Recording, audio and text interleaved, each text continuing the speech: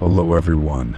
About 70% of the friends who watch my videos are not subscribed, and I would be very happy if you did. I know many of you use these videos to fall asleep, so before you drift off, I'd love it if you could leave a comment letting me know where you're listening from around the world. Story 1. I had not seen my old friend in years, but when I received a message asking if I could visit, I did not hesitate. They were renting a house in a remote area far from the city, tucked between thick woods and narrow country roads. The directions were oddly specific, avoiding highways and pointing out unmarked turns, but I followed them as best I could. It was late afternoon when I finally arrived, and the sky had started to shift into a dull gray, casting long shadows across the yard. The house was older than I expected, with weather-worn paint and a creaky front porch. A narrow dirt path led up to the door, and there were no other buildings in sight. The silence around me felt strange, like the woods themselves were holding their breath. I knocked, and after a long pause, the door opened slightly. My friend peeked out, eyes darting past me before stepping aside to let me in without a word. Inside, the house was dim, the windows covered with thick curtains that barely let in any light. I could hear the floor groan under our steps as we walked into the living room, where a few mismatched pieces of furniture had been arranged carefully. It looked like they had moved in quickly, bringing only what was necessary. I sat down on a faded couch while they disappeared into the kitchen, returning with 2 mugs of tea. For a while we talked like nothing had changed. We shared stories from the past, small updates about life, and a few laughs. But something felt off. My friend kept glancing at the windows, listening to every sound outside like they expected someone to come knocking. I asked about the house, and that was when the conversation shifted. Their eyes lowered, and their voice grew quieter. They told me they were hiding from someone. I froze for a moment, unsure if they were serious. But the fear in their voice was real, and the way they clutched their hands together gave it weight. I asked who it was, but they shook their head and said it was better if I did not know. I could feel the air grow heavier as they spoke. They explained that strange things had started happening before they moved out here. Someone had been following them, but no one believed it. Their phone would ring with no caller ID. Their emails would delete themselves, and once they found their apartment door unlocked when they knew it had been locked tight. At first they thought it was a stalker or someone playing a cruel prank, but it kept happening, growing worse each week. One night they came home and found all the pictures in their apartment flipped face down. That was when they decided to leave everything behind. They quit their job, broke their lease, and disappeared. This house had been recommended by someone they trusted, someone who knew how to stay hidden. They did not tell anyone where they were going, not even their family. I was the first person they had reached out to since arriving. I sat there, unsure of what to say. The idea of someone being hunted sounded like something from a movie, not real life. But my friend looked tired, worn down by fear and isolation. I believed them, even if I could not fully understand it. I asked if they had gone to the police, but they said they tried once and were told nothing could be done without evidence. Later that night after dinner, we sat on the porch as the sun slipped below the trees. The woods were silent except for the occasional rustling of branches. My friend pointed out the back edge of the property, where an old shed sat half hidden behind trees. They said they avoided it because once they found signs someone had been living there. Old blankets, wrappers, and an old lighter were left inside, or that had been enough to convince them they were not imagining things. I offered to check the shed in the morning, but they insisted it was fine as long as we stayed inside at night. I respected their wishes, even though the mystery gnawed at me. I could feel how much trust it had taken for them to invite me here. That night I slept on the couch in the living room, though sleep did not come easily. The wind picked up after midnight, and I kept waking up to strange creaks and groans from the walls. At one point I heard footsteps outside, slow and deliberate, crunching the gravel near the side window. I held my breath and waited, listening as they faded into the distance. When I mentioned it the next morning, my friend only nodded, not surprised. Despite the fear that lingered, we tried to make the best of the visit. We went for walks during the day, avoiding the path behind the shed. We cooked meals together and shared more stories, slowly piecing together the lost time. It felt good to reconnect, even with the shadows that hung over everything. For the first time in a long while, I felt like I was helping someone who truly needed it. On the third day, I woke early and walked outside with a cup of coffee. The morning air was cold, and a thin mist curled around the trees. As I stood near the porch, I noticed a trail of footprints leading toward the back of the property. They looked fresh, not made by either of us. I followed them quietly, heart racing, until they disappeared near the shed. I approached the door and opened it slowly. Inside it was empty. No blankets, no wrappers, no sign of recent activity. But something about the air felt wrong, like it had been disturbed recently. I did not linger. When I returned to the house, my friend was awake and waiting. I told them what I saw, and their expression changed. They thanked me for checking, but they seemed even more uneasy afterward. Later that afternoon, I suggested they leave the house altogether.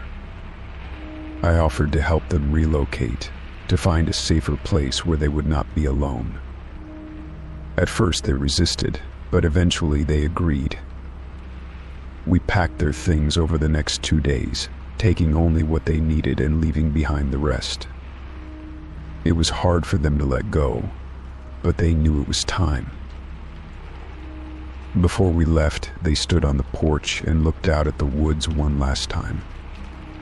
I asked if they ever learned who had been following them. They said they had suspicions but no proof. Still, they were done running. They wanted to rebuild, to stop letting fear control their life.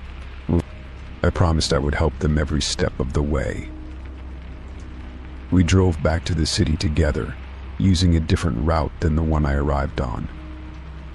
I helped them move into a small apartment near my place, and we stayed in contact every day. They started going to therapy, began reconnecting with family, and slowly found peace again. Whatever had haunted them in that house stayed behind, lost among the trees and shadows. In time, the fear faded, and they began to feel safe again. And for the first time in a long while, they could sleep through the night without waking in terror.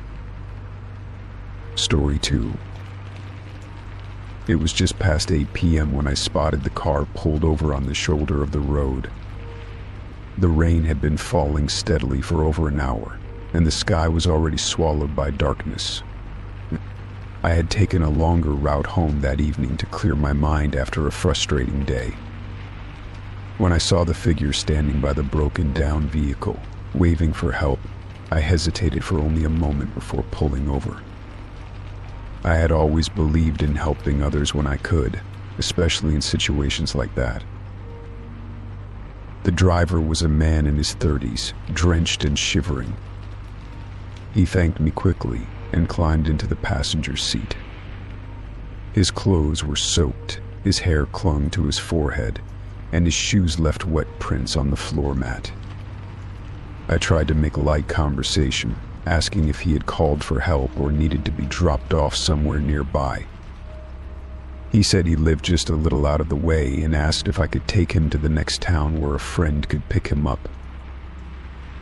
He seemed harmless enough, and I nodded, turning up the heat in the car as we drove. At first, the conversation was casual. He mentioned how the weather had caught him off guard and that his phone had died earlier in the day. I offered him a phone charger, but he politely declined. I kept one hand on the steering wheel and the other close to my side, alert but trying not to let my imagination run wild. About 10 minutes into the ride, his tone shifted. He asked if I always took this road home or if I had decided to take the long way that night. My grip tightened on the wheel slightly. I asked why he wondered, and he just laughed and said it was a lucky coincidence that I had come by. I tried to brush off the unease that began to creep in. He began to talk more, but now his words were carefully chosen. He mentioned how beautiful the houses were near the lake and how he especially liked the white one with the 2 lanterns by the porch. My stomach dropped because that was my house. I had never mentioned where I lived, and there was no way he should have known anything about it. I stayed silent, my thoughts racing, trying to figure out how the stranger knew where I lived. I forced a smile and asked if he had been in that neighborhood before. He avoided answering directly, instead mentioning how peaceful the street was at night and how easy it would be to miss if you were not looking for it. I felt the air in the car grow heavier. I kept driving, but now I was counting the miles to the nearest gas station, planning to stop there no matter what. Then he asked about my dog. Not in a general way, but he described my dog perfectly: the color, the breed, even the small scar above his eye from a puppy accident. I had not talked about my dog with him or anyone recently. I felt a chill crawl up my spine. I realized I had let someone into my car who knew far too much about me, and I had no idea how or why. I tried to stay calm and change the subject quickly. I asked again where exactly he wanted to be dropped off, trying to make it sound like I was just being polite. He named a gas station I knew about 6 miles ahead, just off the main road. I nodded and said I would take him there. He nodded in return, but smiled in a way that made me uncomfortable. The rain had stopped, but the roads were still slick. I kept both hands on the wheel now, driving slightly faster but not enough to draw attention if we passed anyone. He began asking me if I lived alone and how long I had owned my house. I answered vaguely, trying not to give anything away. He seemed to enjoy watching me grow tense, like he knew he had gotten under my skin. When we passed the sign for the gas station, I let out a small breath of relief. I told him we were almost there and that his friend could probably meet him quickly. He nodded again but said nothing else. I turned into the lot and pulled up beside one of the fuel pumps, motioning toward the building. I said this was the stop, and I hoped he got home safe. He looked at me for a moment too long before stepping out. As soon as he closed the door, I locked the car and drove away. I did not look back, did not wait to see if he entered the gas station, and did not care if he had a friend on the way. I just needed to get home and make sure everything was still okay.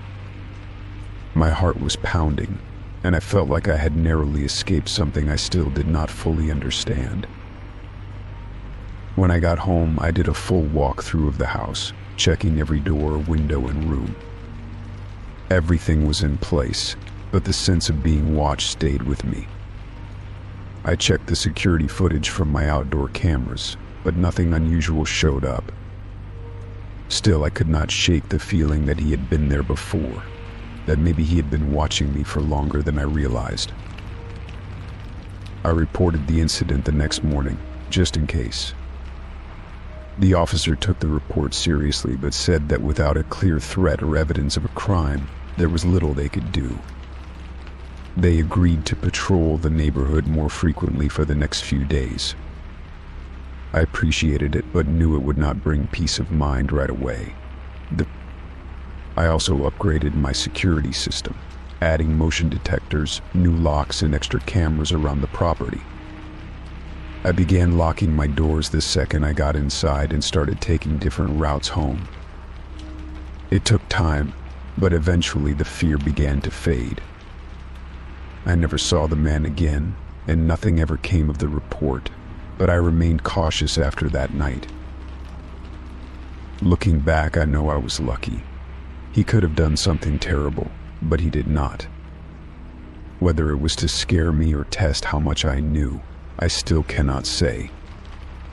What I do know is that I trusted my instincts when things felt wrong, and that may have been what kept me safe. Since then, I have learned to be more careful, to ask more questions, and to never ignore that feeling in my gut when something just does not add up. Story 3.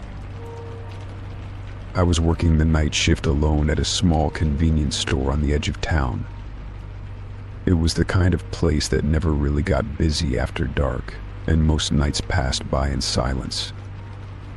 I usually brought a book or listened to the radio to help the hours go by. Sometimes a late-night trucker or a tired traveler would stop in for coffee, but nothing out of the ordinary ever happened.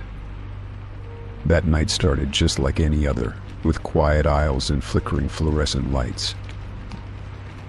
It was sometime after 2 a.m. when I heard the bell above the door chime. I looked up from the counter and saw a man walk in slowly, clutching his side. He looked tired and disoriented, like he had been walking for miles. I greeted him, as I usually did with customers, but he didn't respond right away. Instead, he kept walking toward the counter, his head lowered slightly.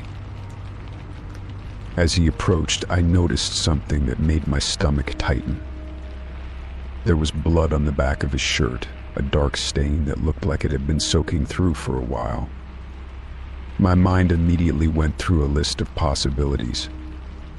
Maybe he had been in an accident, or maybe he had been attacked. I asked him if he was all right, trying to keep my voice calm and steady. He nodded slowly and said he needed help, his voice barely above a whisper.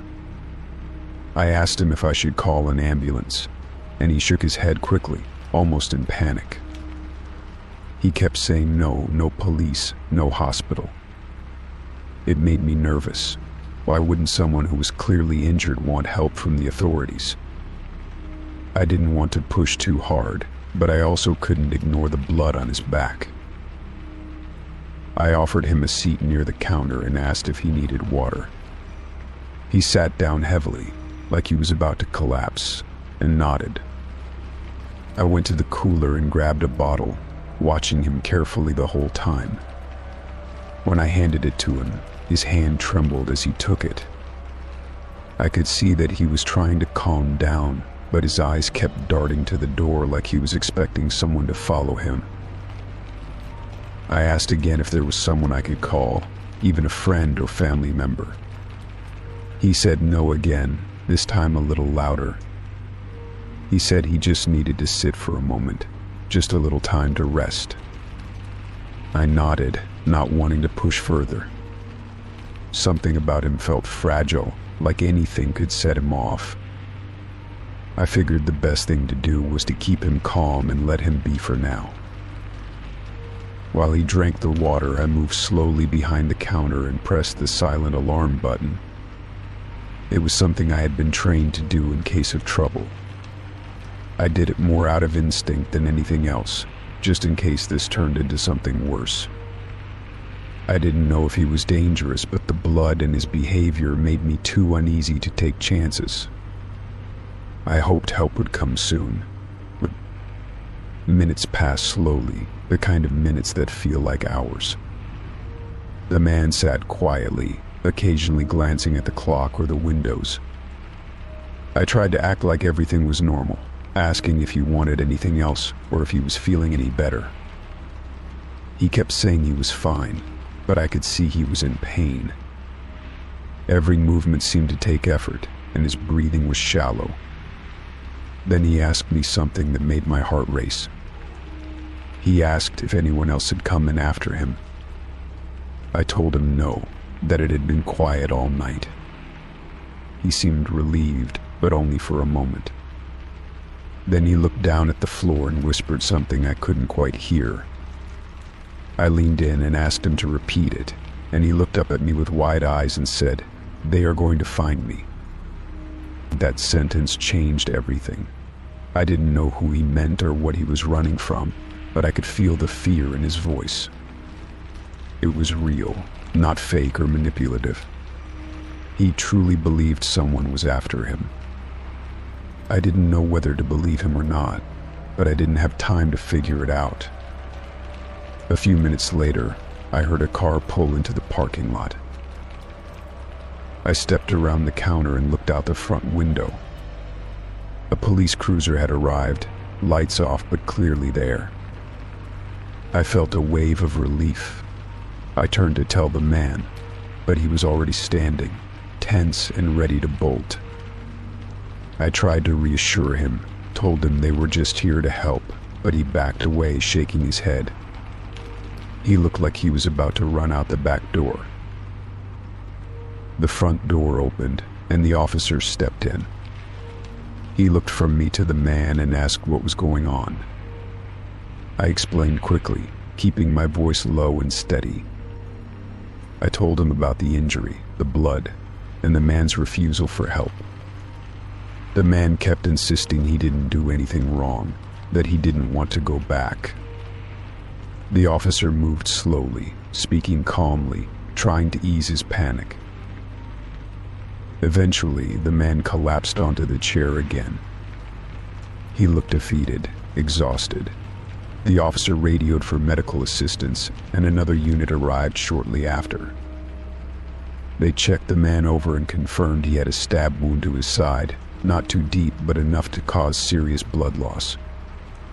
I stepped back, letting them do their job, still shaken by the whole thing. Later, the officer came back inside and spoke to me privately. He said the man had been attacked outside a bar several miles away and had run off before anyone could help. There was a report filed hours earlier about a fight, and he matched the description. It looked like he had been trying to get away from the scene and ended up walking for miles until he reached the store. The officer said I had done the right thing. After the paramedics took him away, I sat behind the counter in silence. My hands were still shaking a little. I kept thinking about the way he looked at the door, like he truly believed someone was after him. Maybe he was right, maybe not. Either way, he was safe now and someone was finally helping him. I was glad I had stayed calm and done what I could. The rest of the night passed without incident. I couldn't focus on my book or the radio anymore. I just kept replaying everything in my head. I had never dealt with anything like that before, and I hoped I never would again. But at least I knew I could handle it if I had to. The next day, my manager called to check on me.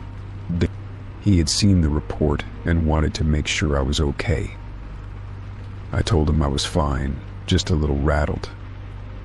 He said I had done a great job, and that meant more than I expected. It felt good to hear it. A few days later, I found out the man had been treated and released. He was not facing charges. Apparently, he had been attacked during a robbery and ran in fear that the people who hurt him would come back. The police confirmed his story and said he had been through a lot. I was relieved to know he was telling the truth and that things had turned out all right for him. I kept thinking about how things could have gone differently. If I had reacted poorly or made the wrong decision, it could have ended badly. But instead, I stayed calm and made sure help arrived. It was a reminder that even the quietest jobs could suddenly change in a moment, and being prepared mattered. Since that night, I have been more alert during my shifts, more aware of who walks through the door. But I am not scared. I know now that I can handle what comes my way. It gave me confidence, and even though it was one of the strangest nights of my life, I walked away knowing I did something good. I helped someone who truly needed it. Story 4. When I moved into the basement apartment, I was just grateful to have a place to call my own. The rent was reasonable, the neighborhood was quiet, and the landlord seemed friendly enough. It was a small space, but I made it work. I enjoyed the cool temperature the basement provided, especially during the warmer months. Everything seemed fine during the first few weeks, and I quickly settled into my new routine. The layout was simple. There was a small living area, a kitchenette, a bathroom, and my bedroom tucked away in the back. The ceilings were a bit low, but that was expected in a basement. I cleaned it up, added some decorations, and tried to make the place feel like home. The landlord lived upstairs and kept mostly to himself, which suited me just fine. I preferred my privacy and assumed he did too. It was one evening after work when I first noticed something odd. While rearranging some boxes on the top shelf of my closet, I spotted a small hole in the ceiling. It was barely noticeable, about the size of a coin, but it was definitely not supposed to be there. I got a chair and stood on it to get a better look.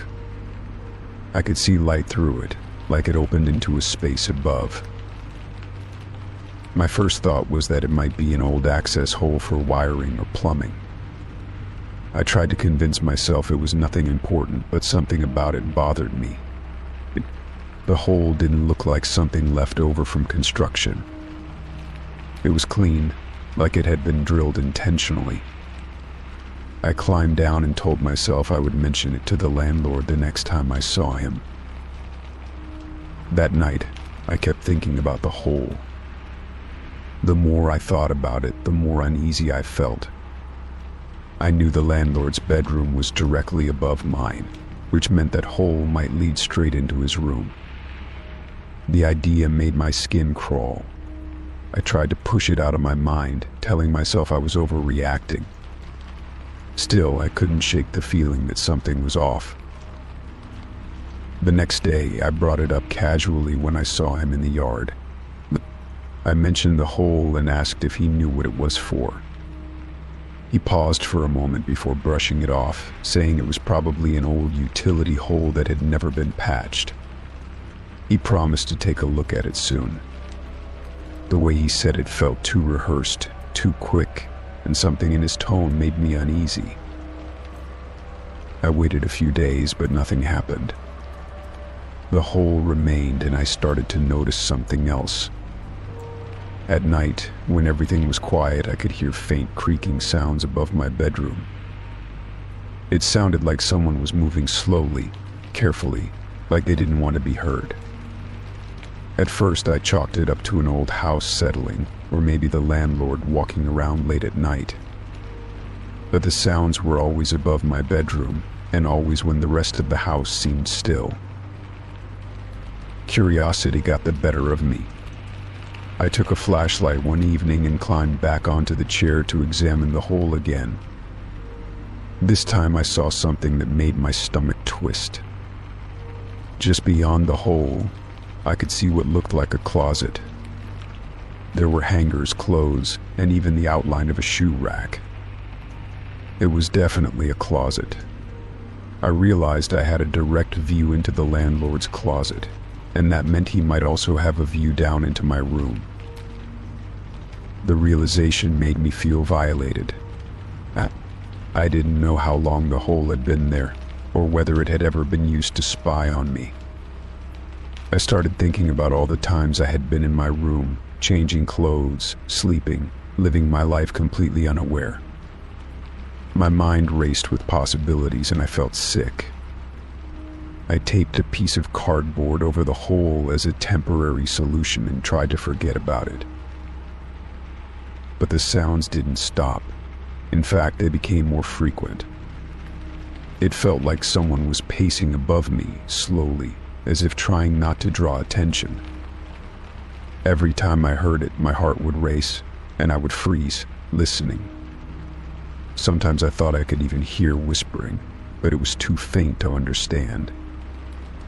I started sleeping with the lights on, too afraid to be in the dark. I thought about moving out, but my lease still had several months left, and I couldn't afford to break it.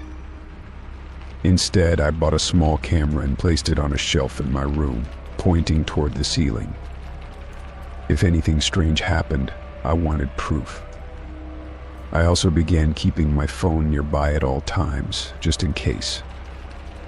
I stopped feeling safe in my own space, constantly on edge. A week later, I checked the footage from the camera. For the most part, it showed nothing unusual. But one night around 2 a.m., I saw something that chilled me.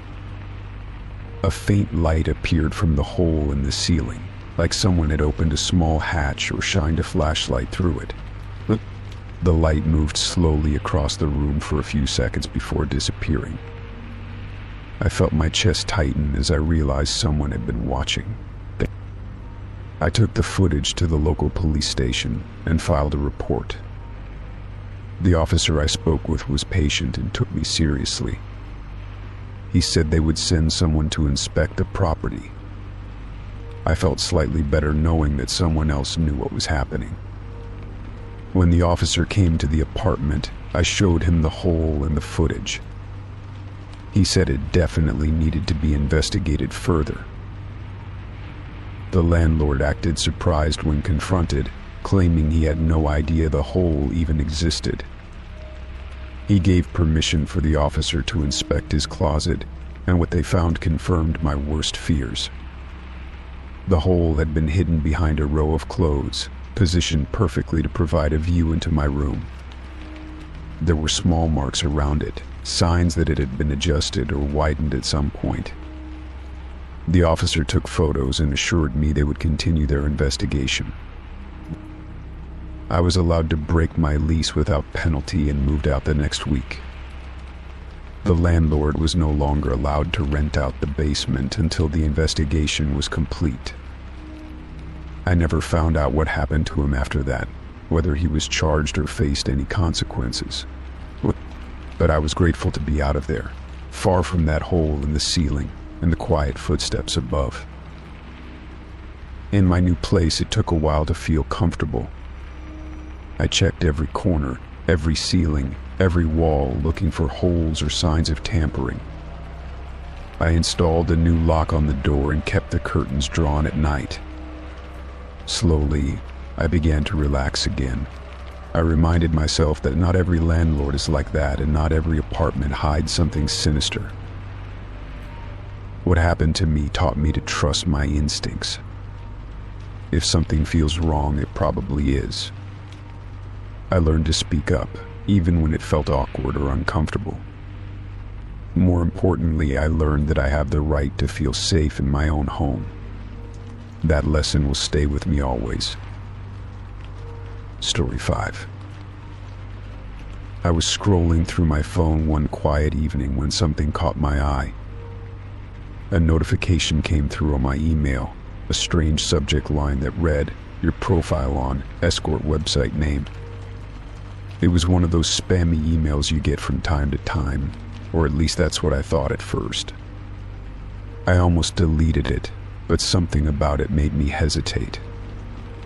I opened the email, not really expecting anything unusual, but when I saw the contents, my heart skipped a beat. The email included a link, and I was curious enough to click on it. What I saw made my blood run cold. There was my photo one I had posted on social media months ago, and right next to it was my phone number. The profile was listed on an escort website I had never signed up for, never even heard of before. It looked legitimate, and I could see other profiles on the page. I stared at my photo, confused and disoriented. How was this even possible? The website had all my details, my age, location, and a few words that made it seem like I had filled out some kind of description about myself. But I hadn't. I never signed up for any such thing. I checked the URL several times, convinced that it was some kind of scam or a phishing attempt. But the website seemed real, too real. My hands trembled as I clicked around, trying to see if I could somehow contact someone or remove my information. I tried to remain calm, telling myself it was just a mistake, that there had to be an explanation. I went to the website's contact us section, but it didn't look very trustworthy. There was no phone number, only a vague email address. I sent a message, explaining the situation, hoping someone would take my request seriously. I had no idea what I was dealing with, but I knew I needed to act fast. I was already feeling violated, and I couldn't just let this go. My information was out there now, and I had no control over it. The next few hours were a blur of panic. I started questioning every little thing I had done recently. Had I used a public Wi-Fi that might have compromised my information? Had someone gotten a hold of my phone or computer without my knowledge? The more I thought about it, the more paranoid I became. My mind raced through every possible scenario. Did someone take my picture from social media and create the profile as some kind of joke? Was it a mistake or something far more sinister? I decided to call the number listed on the website, hoping to get some answers. My heart pounded in my chest as the phone rang. After what felt like an eternity, a voice answered. It was a man, his voice calm but distant. I told him who I was and explained that I had never signed up for the site. He listened patiently, but his tone didn't change. He asked for a few details to confirm my identity, and when I hesitated, he seemed unfazed, almost as if he had heard this type of thing before. I told him to remove my profile immediately, but he simply told me that I needed to send an email with my request. I felt a wave of frustration wash over me. This was clearly not going to be easy. I didn't understand how someone could use my image and personal information without my consent. After hanging up, I did as he said, but I couldn't shake the feeling that something was wrong. I kept refreshing my inbox, waiting for a response, but nothing came. By morning, the anxiety had consumed me. I couldn't stop thinking about the implications of this. The thought of strangers seeing my photo, possibly even contacting me, was horrifying. I had always been careful with my online presence. My social media accounts were private, and I made sure to avoid oversharing personal details. How could this happen? It wasn't just an invasion of privacy, it was an attack on my dignity, my sense of safety. I wanted to pull my hair out, but I knew I had to stay calm. I decided to do some research, hoping to find a way to resolve the issue. I Googled the website and found a few forum posts from people who had experienced something similar. The stories were all too familiar: photos taken from social media, numbers posted without permission, and profiles created without the person's knowledge. Some people had tried to contact the website's administrators, but many had received no reply. Others had even gone as far as involving the police, but the results were unclear. At this point, I knew I had to escalate things. I called the non-emergency police line and explained what had happened. The officer on the other end listened carefully and assured me that it wasn't something to take lightly. They advised me to file a report, as using someone's image and personal details without their consent was illegal. I felt a small sense of relief, knowing I was taking the right steps. But at the same time, I felt even more exposed. The reality of what was happening hit me harder now. This wasn't just a mistake, it was an intentional violation of my privacy. I spent the next few days documenting everything. I saved screenshots of the website, the emails, and the message I sent to the administrators. I filed the police report, and they promised to look into it. They asked me to give them a few days to track down the website's owner. Meanwhile, I kept my phone close, paranoid that I would start getting calls or messages from strangers. I changed all my passwords, went through my security settings, and double-checked my social media accounts. It felt like I was preparing for a battle that I wasn't sure I was going to win. A week passed before I got any updates. The police had managed to get in touch with the website's administrators. It turned out that the site had been operating under false pretenses, and the person behind it had been scamming both the models and the clients. The website's creators were untraceable, but they had managed to track down the IP addresses associated with the site. Apparently, my photo and number had been uploaded as part of a fake profile used to lure in people to scam them. While the relief of knowing I wasn't the only victim was somewhat comforting, it didn't erase the fear I felt. It was unsettling to know that someone had taken my personal information and used it for profit without my knowledge. But as time passed, things slowly returned to normal. The website was taken down, and my information was removed from it. Though the experience left me shaken, it taught me the importance of being vigilant online. The internet can be a dangerous place, and even the smallest oversight can lead to something much larger.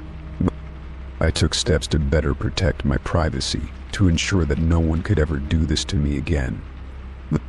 It wasn't just about the photo, it was about the violation of my space, my personal life. It took time to heal from the incident, but I slowly regained my peace of mind. And while I still kept an eye on my online presence, I learned to trust that, with the right steps, I could protect myself from the shadows that lurk in the digital world. Story 6. I had been living in the same apartment for a few years now. It was a quiet, nondescript place, tucked away in an old building that had seen better days. The walls were thin, the floors creaked, and the fire alarm in the hallway was often malfunctioning. It was the kind of place where you didn't expect much to happen, just a peaceful routine of work, errands, and the occasional evening spent on the couch. That was until one evening, when I noticed something strange that would change everything. It was late one night when I first saw it. I had just returned from work, my tired body dragging itself through the door. The hallway was dimly lit, with the usual flicker of the overhead light. As I walked toward my apartment, I noticed something odd about the fire alarm. It wasn't hanging the way it should have been. The cover was slightly askew, and I could see a thin black wire running into the wall behind it.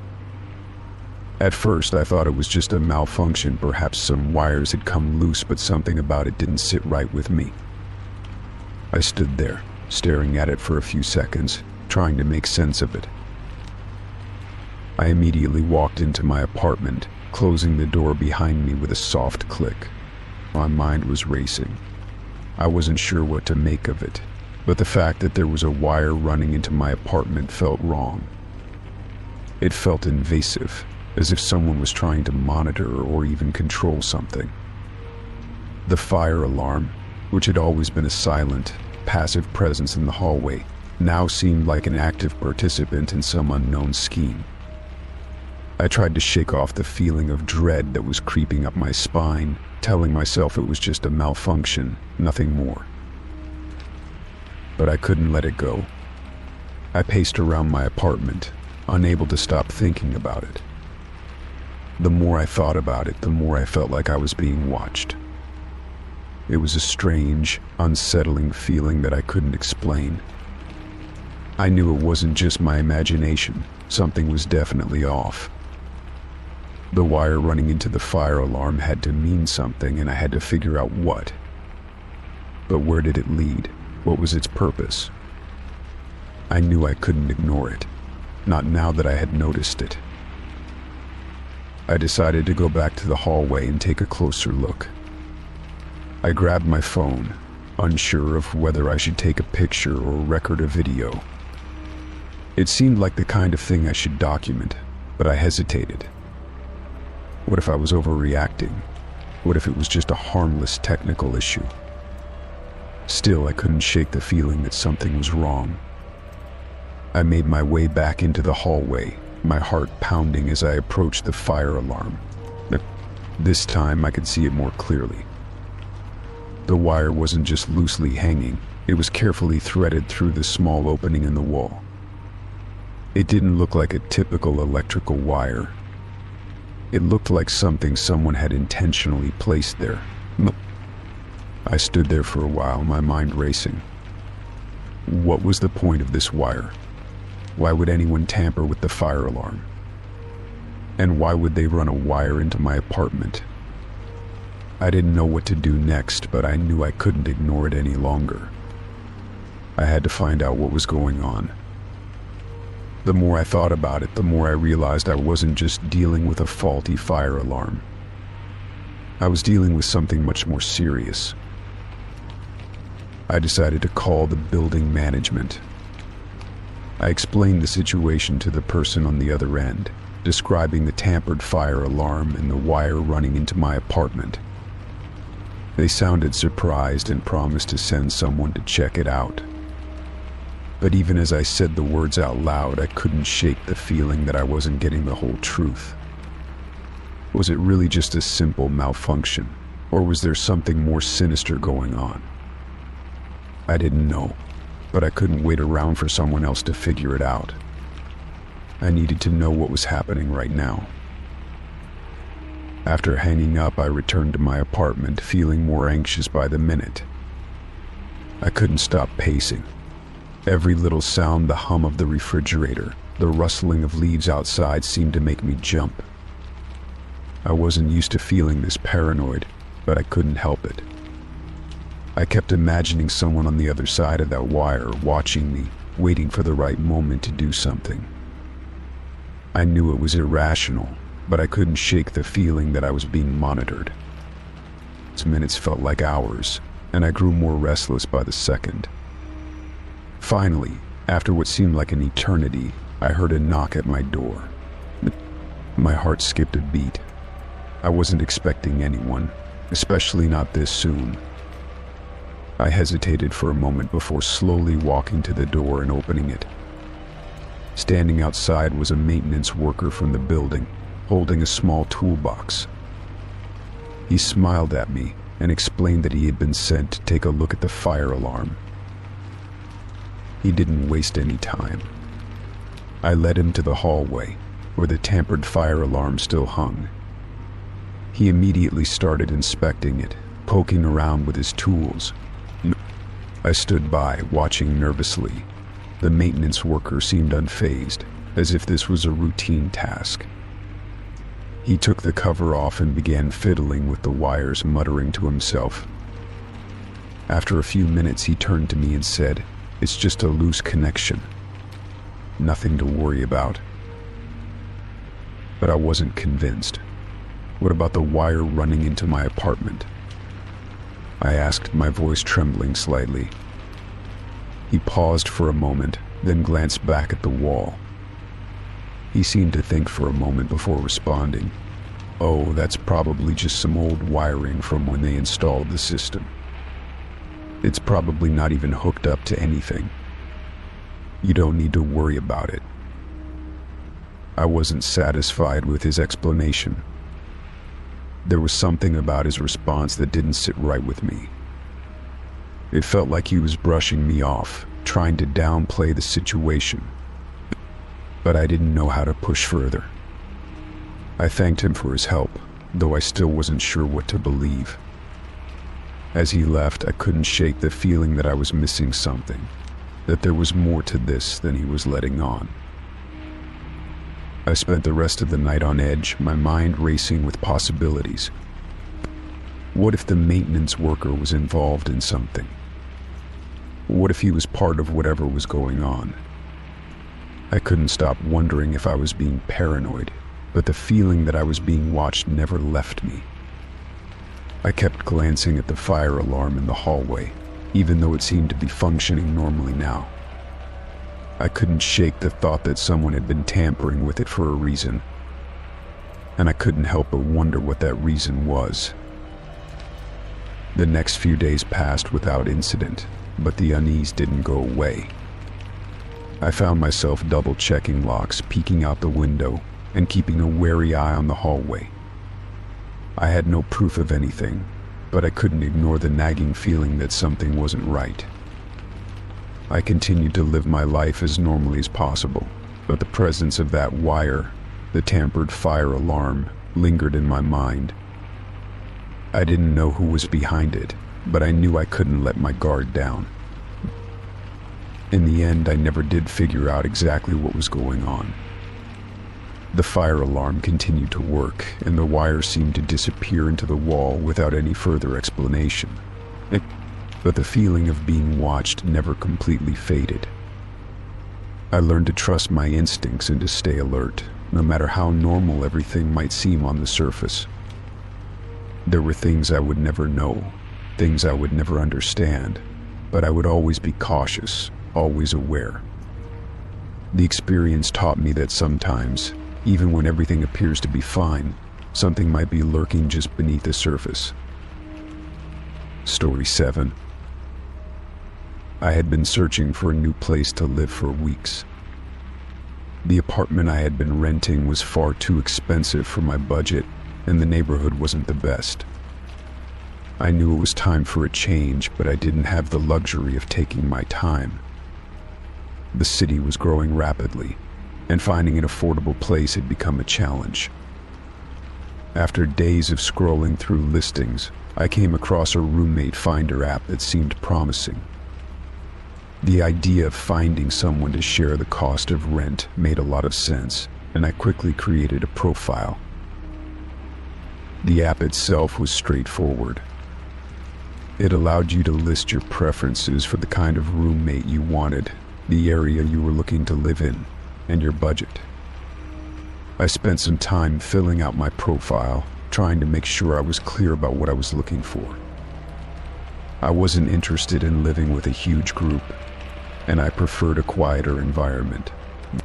After submitting my details, I began scrolling through available listings. There were plenty of options, but nothing that stood out immediately.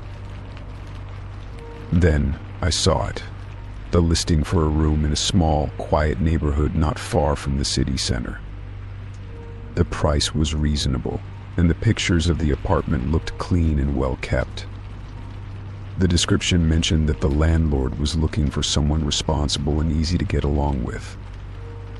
I decided to send a message asking for more information. Within a few hours, I received a reply from the person listing the room. The response was quick and polite, and they seemed eager to meet up and show me the space. We arranged to meet at the apartment the following weekend. The landlord, as they described themselves, suggested we meet in person to discuss the details and view the room. I thought this was a good sign. Everything seemed to be moving quickly, but I didn't have a reason to doubt the legitimacy of the listing. I was cautious by nature, but the conversation felt professional enough to make me feel at ease. On the day we were supposed to meet, I arrived early, eager to see the place and hopefully sign the lease. When I got to the address, I was pleasantly surprised. The building was older but well maintained, and the neighborhood seemed quiet and safe. As I walked up to the front door, I could hear the sound of someone moving inside. I knocked, and the door opened almost immediately. Standing in the doorway was a person who introduced themselves with a smile. They seemed friendly enough, but something about the way they carried themselves felt a little off. I couldn't quite put my finger on it, but I brushed it off, attributing it to my own nerves. They led me inside and showed me the room that was available for rent. The room was smaller than I had imagined, but it was clean, had good lighting, and was in a decent condition. It looked like it would suit me well enough. The landlord explained that they had recently renovated the apartment and were looking for someone who would take good care of it. We sat down at the small dining table in the kitchen to discuss the lease. As we talked, I noticed that the conversation was moving very quickly. I had barely asked any questions before they were talking about signing a lease and moving in. I began to feel a little uneasy as I realized that we hadn't discussed any of the important details. There was no mention of the security deposit utilities or the length of the lease. It felt like the person was rushing me into signing something without giving me a chance to think it over. At first I thought maybe I was just overthinking things, but the more I listened, the more the red flags started to pop up. When I asked to see the lease agreement, the landlord hesitated and said they would send it to me later that evening. That didn't sit right with me. Why wasn't it available now? As I left the apartment, I began to feel like something wasn't adding up. I felt a little embarrassed for not having asked more questions up front, but I was eager to move out and start fresh. I told myself I was probably being paranoid. However, when I got back to my car, I decided to do a little more digging before committing to anything. I wasn't going to sign anything until I was absolutely sure. I started by Googling the address of the apartment, hoping to find some background information. That's when I found out something unsettling. The building was listed as a multi-unit complex, and there were no records showing that the person I had met had any ownership rights or even rental management rights for the apartment. I searched for the name the landlord had given me, but there were no results that matched. It didn't take long for my heart to start racing as I realized how easily I could have fallen for a scam. I sat in my car for a few minutes, trying to calm myself down and think through the situation. If I had gone ahead and signed the lease without verifying anything, I could have ended up in a terrible situation. I felt a sense of relief mixed with frustration. How had I missed all the signs? My gut had been telling me something was off, but I had ignored it, thinking I was just being overly cautious. The next step was obvious. I needed to confront the landlord and ask some tough questions. I decided to call and arrange a second meeting. When the person answered, they sounded a bit too eager, almost like they had been expecting my call. I told them I needed to ask about the lease and some other details before I could move forward. They agreed to meet in person again, and we arranged to meet the next day. When I arrived at the second meeting, I had already made up my mind. I was going to ask for proof of ownership. I wasn't going to sign anything until I had seen proper documentation that they had the legal right to rent out the apartment.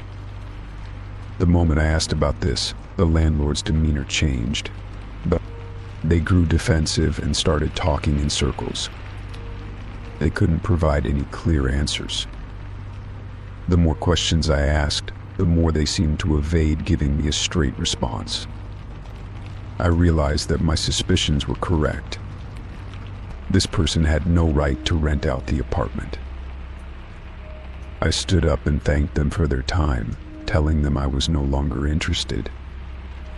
They didn't argue or try to convince me otherwise. Instead, they just nodded and walked away. I felt a wave of relief wash over me as I left the meeting. If I had signed that lease, I could have been in serious trouble. I was lucky to have trusted my instincts. Over the next few days, I continued to search for a legitimate rental, but the experience stayed with me. I was shaken by how easily I could have been taken advantage of.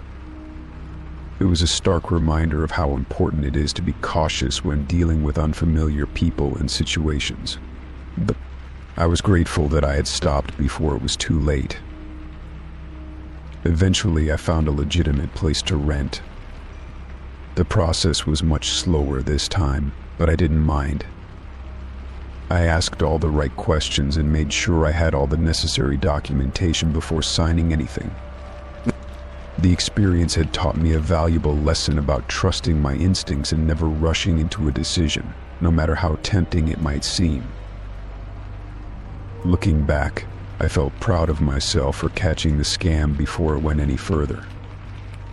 It was a reminder that sometimes the best thing you can do is step back, take a breath, and make sure everything checks out. And that's exactly what I did. Story 8. I had no idea what to expect when I opened the storage unit. It was one of those things that had been sitting in the back of my mind ever since I got the news. My late relative had left me the unit, and while I didn't think much of it at the time, I knew there could be something valuable in there. I didn't have any clear memories of this person, and all I knew was that they were a distant relative who had been out of touch for years. Still, there was a sense of curiosity that pushed me to take a look, even if I wasn't entirely sure I wanted to. The storage unit was small, just big enough to fit a few pieces of furniture and some old boxes. I unlocked the heavy metal door and was immediately hit with the smell of dust and mildew. There was an old couch covered in a sheet, a few boxes stacked haphazardly, and a table with papers scattered across it. Nothing about it looked particularly out of the ordinary, but I assumed it was just the remnants of someone's life, maybe old keepsakes or some forgotten mementos. But then I noticed the first box that seemed to have something different inside it. The box was labeled with a series of numbers and codes. There were no names or dates, just these strange markings that seemed oddly official. I felt a twinge of unease as I reached for it. As soon as I lifted the lid, the contents inside confirmed that I had stumbled upon something far more significant than I had expected.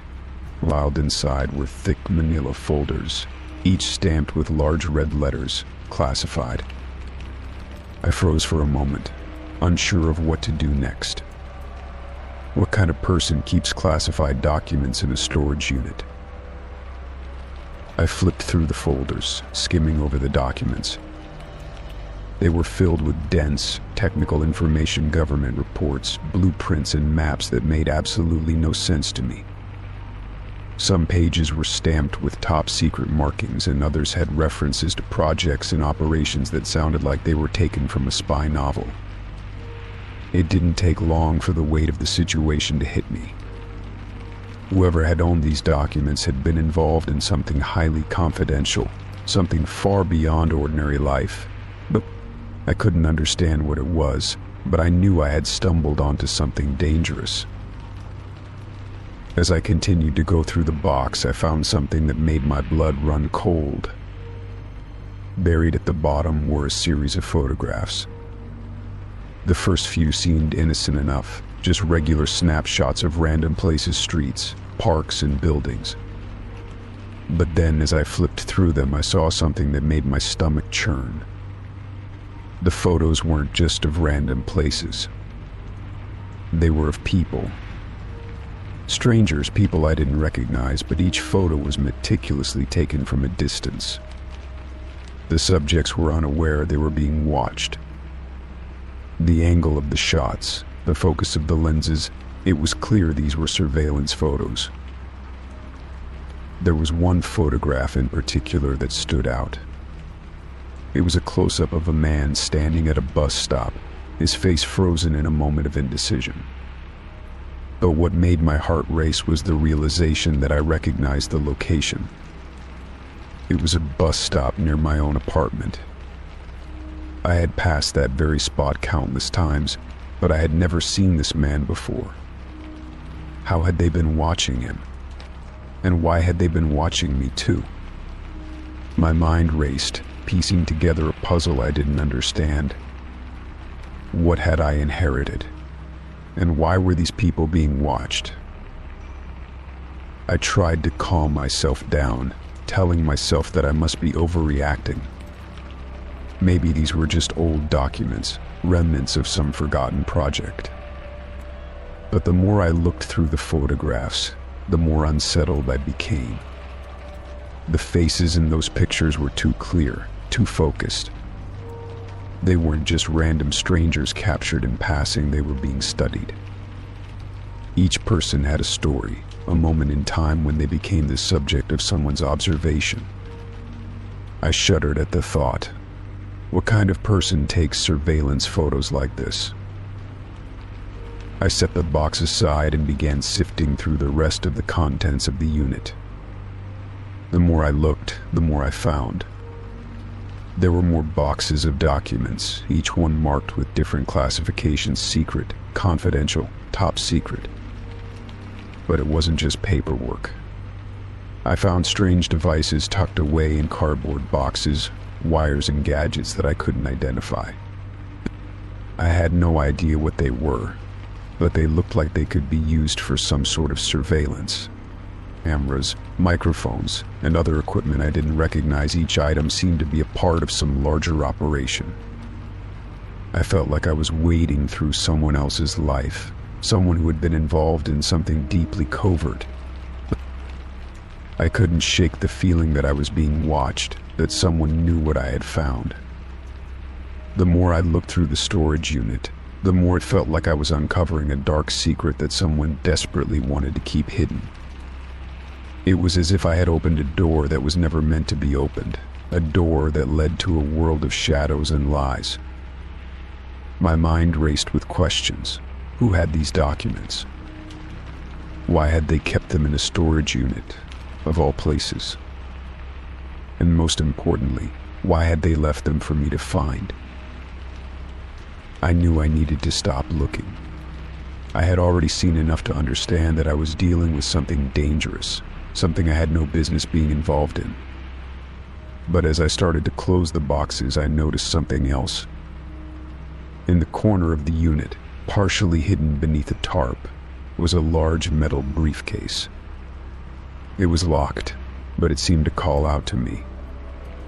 I couldn't resist. I pried it open with trembling hands, fully expecting to find something that would answer the questions swirling in my head. Inside the briefcase was more than I could have imagined. There were stacks of cash, more documents, and several smaller devices that looked like they were used for some sort of secure communication. But it wasn't the contents of the briefcase that made my blood run cold. It was the single piece of paper on top of everything else. It was a list of names, and as I scanned the list, I saw something that made me freeze. One of the names was mine. I dropped the paper as if it had burned me. How could they know about me? How could they have connected me to this? My thoughts spun in a whirlwind of panic. I had no idea what was going on, but it was clear that whoever had been involved in these operations knew about me. I couldn't help but wonder how far this conspiracy went. Had my relative been involved in something illegal? And was I now a part of something I couldn't escape? In that moment, I made a decision. I couldn't keep these things. I couldn't be a part of whatever this was. I had to destroy the documents, get rid of everything. But even as I thought this, the fear crept back in. What if someone was watching? What if there were consequences for throwing away what had been left behind? I realized that I wasn't just dealing with the past, I was dealing with something still ongoing, something I had unknowingly walked into. And now, there was no way to turn back. I had to figure out what to do, but I knew one thing for certain: my life would never be the same again. Story 9. I had recently moved into a new place, and despite feeling comfortable in my new home, I wasn't completely satisfied with the security. The locks on the doors seemed flimsy, not the kind of locks that would give me peace of mind if someone tried to break in. So, after some thought, I decided to hire a handyman to help me out. He came highly recommended from a local online group, and after looking over the house, he promised he could fix everything for a reasonable price. He arrived early on the agreed-upon day with his tool bag, looking professional and efficient. We talked for a few minutes about the specific areas of concern: front door, back door, and the side gate. He assured me that it would only take a few hours, and then the place would be secure.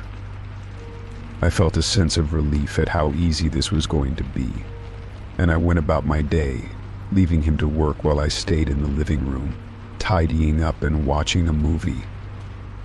The work went smoothly, and when he finished, he showed me the newly installed locks, which felt solid and reassuring. He even took the time to test them a few times to ensure everything was in working order. That night, I went to bed feeling safer than I had since moving in. The house was quiet, and I quickly drifted off to sleep. But around 2 a.m., I woke up suddenly, my instincts on edge. I couldn't put my finger on why, but something felt wrong. I lay still, trying to shake off the unease, but then I heard a faint noise, like the scraping of metal against metal. My heart began to race as I turned to look at the window. The moonlight was faint, casting eerie shadows across the room, but I didn't see anything out of place. The noise came again, this time louder, and I felt a chill run through my spine. I stood up cautiously, my bare feet hitting the cold floor as I crept to the door. I listened closely, the sound growing clearer. It wasn't the wind or any natural noise. This was something deliberate. Someone was trying to tamper with my locks. My first thought was that maybe I had forgotten to fully secure one of the windows or doors. I checked them all when I had come inside earlier, but the feeling of dread made me second-guess myself. I grabbed my phone from the nightstand, my hands trembling as I dialed the number for emergency services. The call barely went through before I heard the unmistakable sound of a door handle turning slowly, a muffled click as if someone was testing it. I froze, holding my breath. The intruder was at the back door. I felt a surge of panic but kept my composure as best as I could. I wasn't going to let fear control me now.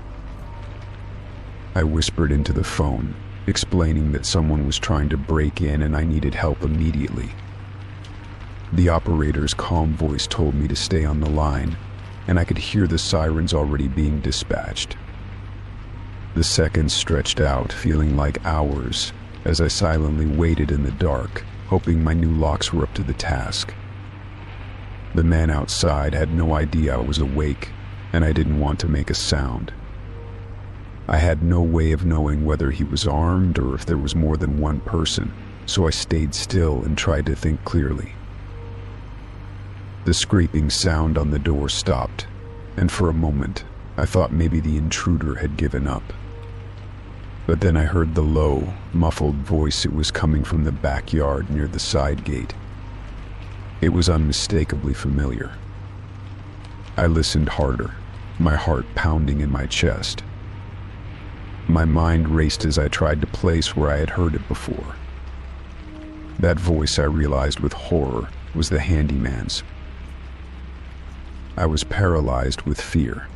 The handyman, the very person who had been in my home just days ago, was now outside trying to break in. My stomach twisted into a knot. Why would he do this? Was this all part of the plan from the beginning? Maybe he had been casing the house, knowing exactly what he was doing when he installed the locks. I felt the weight of the realization settle heavily on me. He had been in my home, had access to everything, and had done something with that access. But why? The thought of confronting him in the dark made my skin crawl. I was unarmed, and he was standing just outside, aware of where I was. I couldn't go back to the door. If I moved, he would know. My mind raced, and I kept my phone pressed to my ear, trying to remain calm. The operator assured me help was on the way, but it didn't feel fast enough. Every moment felt like an eternity. I heard a sudden sharp knock at the back door. I froze, my heart thudding louder in my ears. The handyman's voice called out from the other side. "I know you're in there. Let me in." His tone was unnervingly calm, as though he expected to be welcomed inside. There was a slight desperation in his voice, but I wasn't fooled. The very fact that he knew I was home, and the fact that he seemed to be taunting me, made me want to lock myself in a closet and hide. I couldn't do that, though. I had to stay in control and wait for help. A few minutes later, I heard the distant sound of sirens approaching. The man outside must have heard them too, because his voice dropped lower. "You won't get away with this," he muttered, just loud enough for me to hear, his words heavy with menace. My mind was spinning. What did he mean by that? Was he threatening me for some reason? Was there a reason he chose my house? I felt like I was missing something critical, something that could explain all of this. The police arrived quickly, their sirens blaring as they pulled up in front of my house. I could hear their voices as they went around to the back, and then there was a loud knock at the door. "Open up," one of them shouted. The man outside hesitated, then bolted, running away from the sound of the officer's commands. But I held my breath as the police moved in, sweeping through the house, checking every room for signs of a break-in. I watched from my hiding spot in the hallway, trying to calm my racing heart. Eventually, they found him, hiding in the bushes just outside my backyard. He was quickly handcuffed and arrested. The officers brought him inside, and I felt a sickening sense of betrayal. This man, who had been in my home only days before, had planned to break in. The police informed me that they had discovered he had a criminal history, and his arrest was only the beginning of the investigation. He had apparently been using his handyman business to scout out potential targets, and I was just one of many who had unknowingly become his prey. The investigation into his motives and actions revealed even more disturbing facts. He had been involved in other break-ins and was working with an underground network. His plan had been to steal valuables, but when he realized I had no valuable items to take, he'd escalated to something far more dangerous. It was only because of my vigilance and quick thinking that I avoided a much worse situation. In the end, I felt a strange sense of relief. The police were able to identify other victims and close down his operation. But I knew I had made it out of this dangerous situation because I hadn't ignored my gut feeling that something was wrong. It was terrifying to think that someone I had trusted so recently could turn out to be so dangerous. But I learned an important lesson that night. Trust your instincts, no matter how small the warning signs may seem. Story 10. I never thought twice about borrowing a USB charger when my phone battery was running low at the cafe. I had been sitting there for a while, enjoying a hot cup of coffee and working on some things on my phone. As usual, the cafe had a relaxed vibe, and the place wasn't too crowded. When I saw someone with a USB charger plugged into the wall nearby, I asked if I could borrow it for a few minutes. They didn't hesitate to hand it to me, and I plugged my phone in, not giving it a second thought. It was a quick fix, or so I thought. I left my phone charging for about 30 minutes while I focused on my work. The cafe was bustling, with people talking, typing away on laptops and sipping their drinks. When my phone was fully charged, I unplugged it and thanked the person who lent me the charger. They smiled and went about their business, and I thought nothing more of it, as the cafe was a place I frequented often. Later that night, as I sat down to scroll through some messages, I noticed something strange. My phone was acting unusually slow, and certain apps didn't open at all. At first, I thought it was just a temporary glitch, so I restarted the phone. However, when it powered back up, I noticed that some of my files, photos, and messages were missing. Panic started to creep in as I checked every app, hoping it was a temporary error, but the more I checked, the more I realized something was horribly wrong. I could feel my heart racing as I went into my phone's storage settings. Almost everything I cared about was gone: personal files, important notes, and photos from trips I had taken. What disturbed me the most was that I couldn't find any trace of my sensitive information, files I had kept for work and personal use. My phone seemed to be functioning, but it was as if it had been wiped clean, as if someone had gone through everything and deleted it all. My first thought was that I had been hacked. In a panic, I tried to retrace my steps. I had used a charger at the cafe earlier that day, and I couldn't help but wonder if that was when it had happened. I'd heard of cases where public USB ports had been used to hack into phones, but I always dismissed them as stories that happened to other people. I never imagined it could happen to me. But as I thought about it, the pieces started to fall into place. The phone had been fine before I used the charger, and after everything had changed. I went through my settings, changing passwords and enabling extra layers of security, but I knew deep down that it was probably too late. Whoever had access to my phone had likely already taken what they wanted. I didn't know what to do next, but I felt utterly violated. My phone had always been a personal space, a place where I stored everything from sensitive documents to family photos. But now it felt like I was missing a piece of myself. The realization set in that someone had deliberately tampered with my personal life, and I had no way of knowing who it was or what they had done with my data.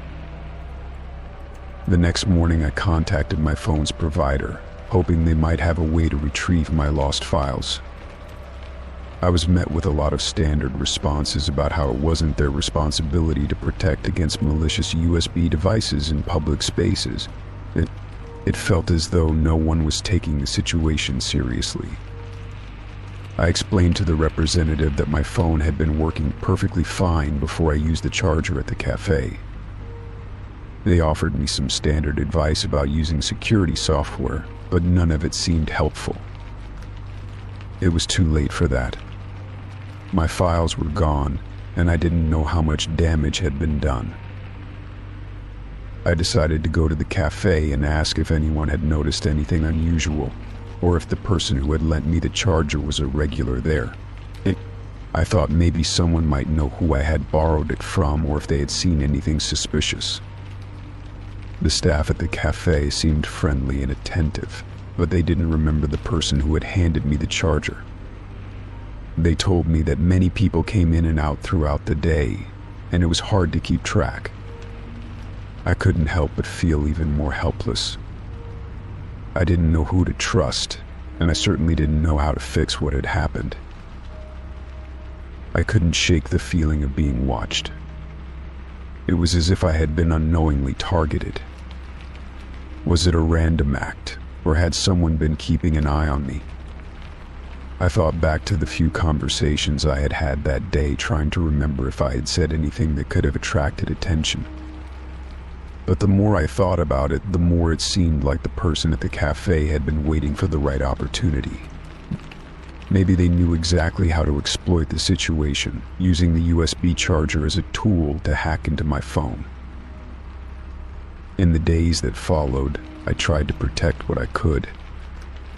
I changed all my passwords again, this time using a password manager, and I set up two-factor authentication for all my accounts.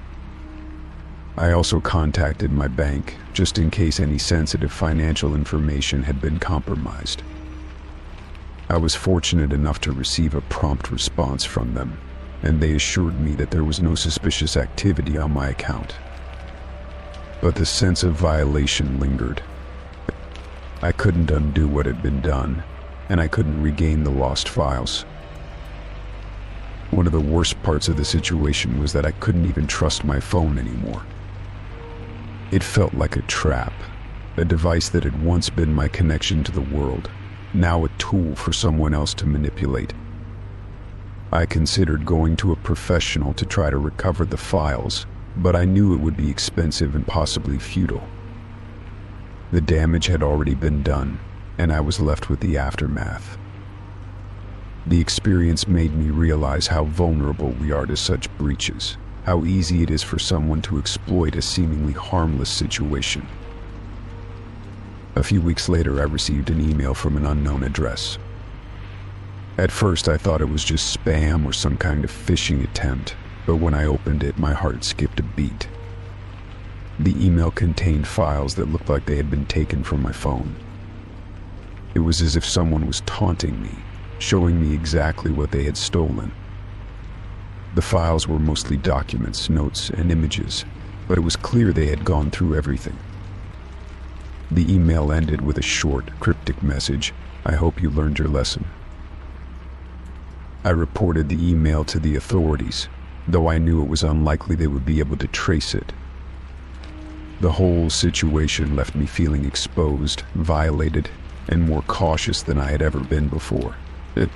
I had trusted that a simple USB charger wouldn't be a threat, and I had learned the hard way that even the most mundane actions can have consequences.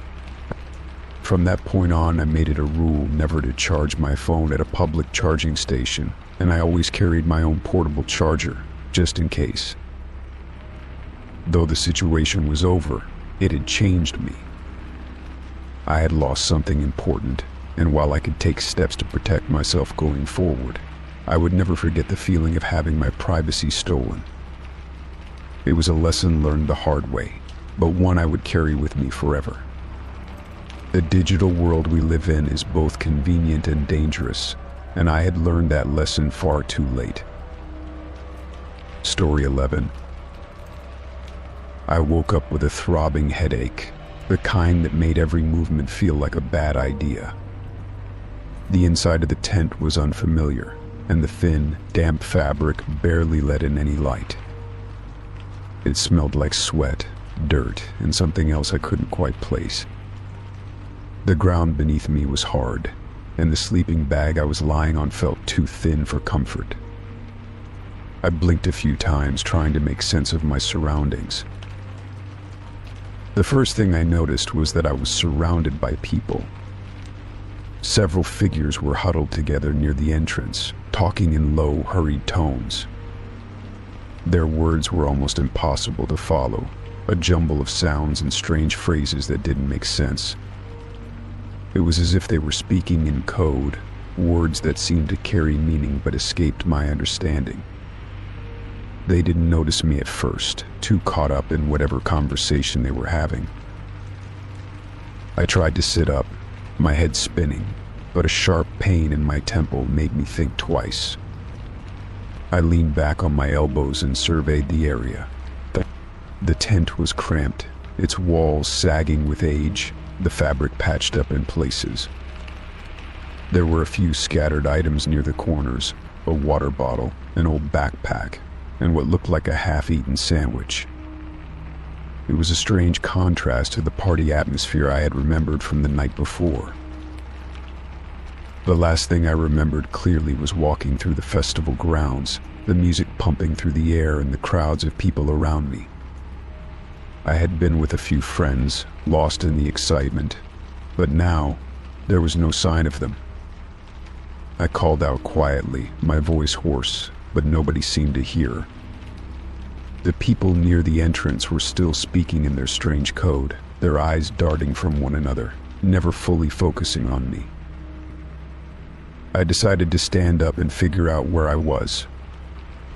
As I stood, the dizziness almost knocked me off my feet, but I steadied myself against the tent pole. The air inside was thick and stifling, and I could barely breathe, but I knew I had to get out. With slow, careful movements, I unzipped the tent and stepped out into the sunlight. The scene outside was chaotic, but not in the way I had expected. The festival was still going on, but everything seemed off. People moved about with a sense of urgency, their faces drawn with exhaustion or fear. The music still blasted from the stages, but it felt distant now, as if it was just background noise to something much more pressing. The sky above was clouded, darkening as if a storm were about to roll in, but there was no sign of rain. I looked around for any sign of my friends, but there was no trace of them. Instead, I noticed a group of people standing in a circle not far from where I was, speaking in low voices. Their words were just as cryptic as the ones I had heard in the tent, filled with phrases that didn't quite make sense. My heart began to race, the unease in the pit of my stomach growing. I was beginning to feel like I had stumbled into something far deeper than I had intended. One of the figures in the circle caught my eye, a tall man with a scruffy beard and dark sunglasses. He seemed to sense my gaze and turned toward me, his eyes hidden behind the glasses. He said something to the others, and they all stopped talking, turning to look at me. My stomach churned as I realized they had all been speaking about me. It was as if they had been waiting for something to happen.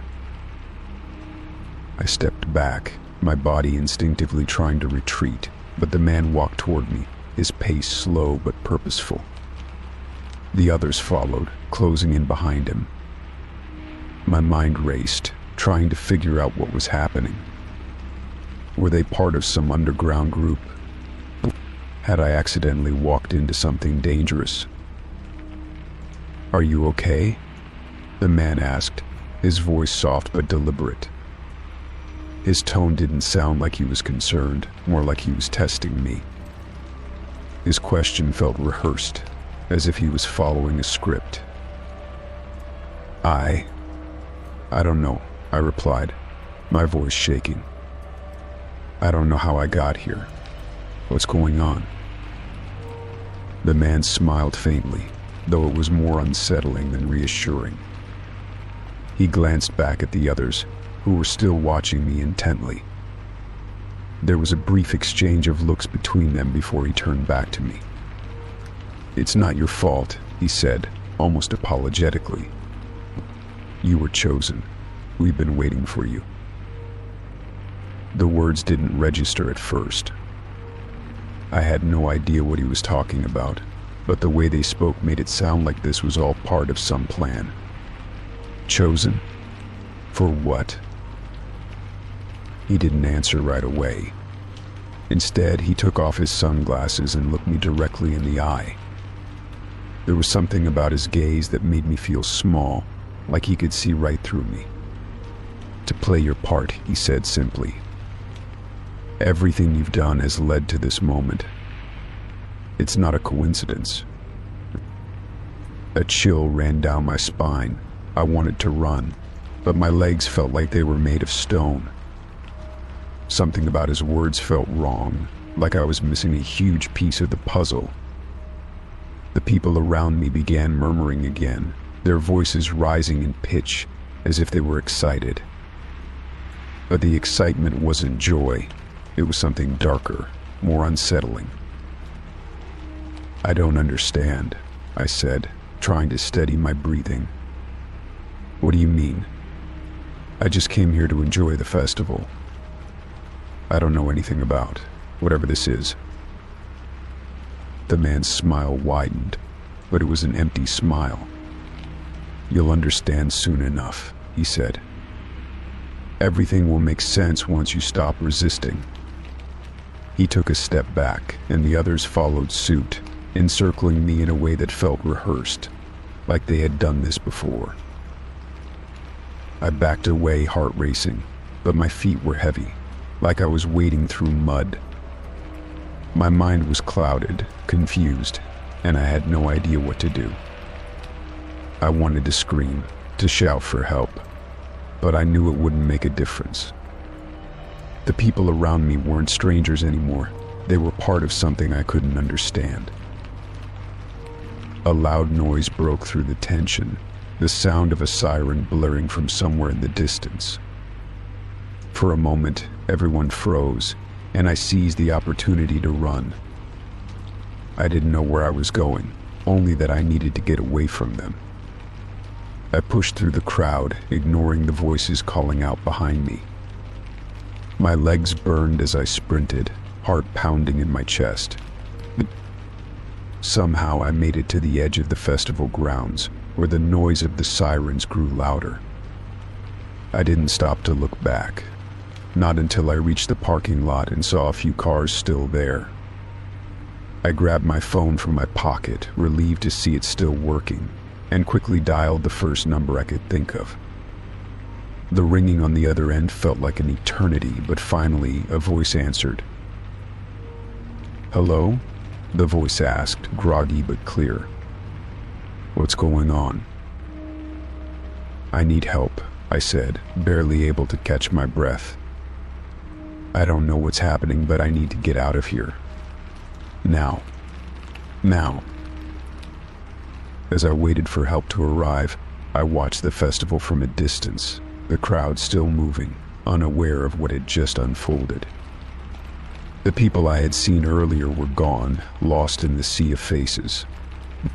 I never saw them again, and when I left the festival that night, I didn't tell anyone about what happened. It was too strange, too unreal. But I couldn't shake the feeling that I had narrowly escaped something much worse. Story 12. I had been searching for work for months, feeling desperate as each day passed with no promising leads. One evening, while walking back from the store, I noticed a flyer tacked to a utility pole near my apartment. It was a simple ad that read, "Help wanted. No experience necessary. Good pay. Or to inquire within." I took down the number, feeling a sense of relief wash over me. It sounded too good to be true, but I was tired of being picky and decided to give it a try. The next morning I called the number, and a woman answered, her voice cheerful and inviting. She told me the job was in a building just a few blocks away, and asked if I could come in for an interview that afternoon. I agreed, trying to ignore the tiny voice in the back of my head telling me to be cautious. It was only a few minutes' walk, so I dressed in my best clothes and made my way there. When I arrived at the building, it looked nondescript, nothing too fancy, but not run down either. I could see a few other people going in and out, which made me feel a little more comfortable. The front door was slightly ajar, and I stepped inside. The woman who had spoken to me on the phone was there to greet me, smiling warmly and offering me a seat. She explained the job in general terms, telling me it was mostly clerical work, sorting files and answering phones. It sounded easy enough, and I figured I could handle it. After a brief conversation, she told me that I could start right away.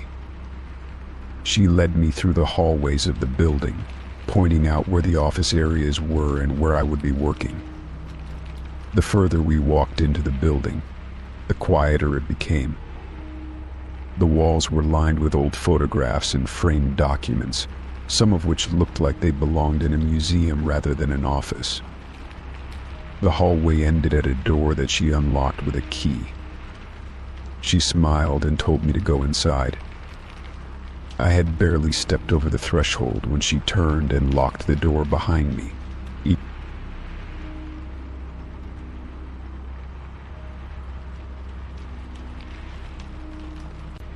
At first, I assumed it was just a precautionary measure, maybe to keep things secure or to prevent distractions. But as I looked around the room, my unease grew. It was nothing like I had expected. The office space was dimly lit, the air stale, and the furniture sparse, just a few old desks and a large filing cabinet against the far wall. A desk in the center was cluttered with papers and various office supplies. I looked at the woman, expecting some sort of explanation, but she was already walking out of the room, locking the door behind her. I tried not to panic. I told myself it was probably just a misunderstanding. Maybe I had been hired for some other kind of work, and I would be given instructions soon. I sat down at one of the desks, examining the files on the surface. They looked old, dusty, as if they had not been touched in years. I flipped through a few of the papers. but they made little sense to me. None of it was related to any kind of clerical work I was familiar with. The documents were a mishmash of reports and handwritten notes, some with strange symbols I couldn't decipher. I stood up, walked to the door, and tried the handle. It didn't budge. The door was locked from the outside. A wave of panic rose in my chest. My first instinct was to call for help, but there was no phone in sight.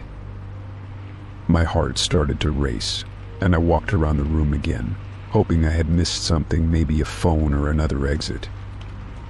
But there was nothing. The walls were bare, and the only window in the room was too high up to reach. Minutes stretched into hours. I tried to stay calm, but my mind was racing. What was going on? Why was I locked in here?